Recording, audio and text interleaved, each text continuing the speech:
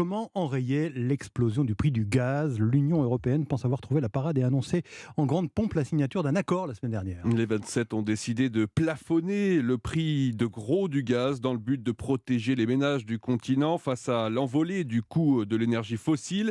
Un mécanisme complexe qui ne sera appliqué qu'en cas de flambée sur les marchés. Il pourrait néanmoins nous brouiller, notamment avec la Norvège, Baptiste Morin.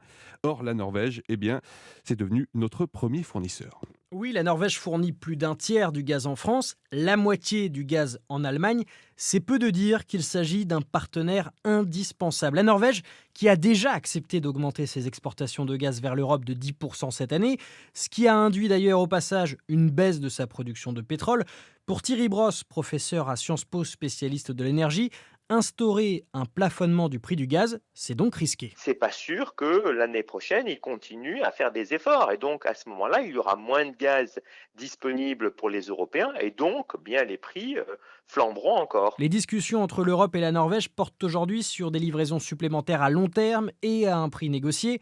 Le problème, c'est que le gouvernement norvégien, pour obtenir un accord politique avec la gauche, a décidé de ne pas attribuer de nouvelles licences d'exploitation gazière.